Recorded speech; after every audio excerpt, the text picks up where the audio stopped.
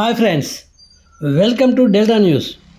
గుంటూరు జిల్లా కొల్లిపర మండలం అన్నవరపు లంక ఇసుక రీచ్లో అక్రమంగా ఇసుకను తరలిస్తున్న మరియు తరలించేందుకు సిద్ధంగా ఉన్న 33 లారీలను 2 ప్రొక్లైనర్లను పోలీసులు సీజ్ చేశారు.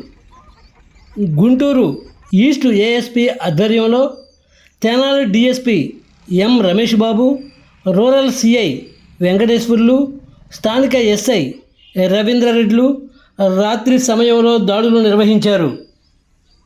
ఎలాంటి అనుమతులు లేకుండా ఇసుకను తరలిస్తున్నారని సమాచారం అందుకున్న అధికారులు దాడుల్లో పాల్గొన్నారు.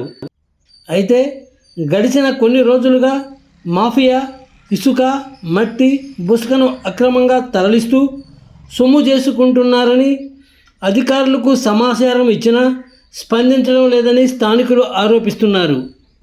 దీంతోపాటు జనసేన, టీడీపీ నాయకులు ప్రతి సభలోనూ అక్రమ ఇసుక రవాణాకు సంబంధించి ప్రస్తావిస్తున్నారు.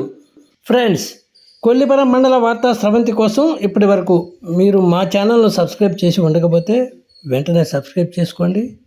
అలాగే లైక్ చేయడం మర్చిపోకండి.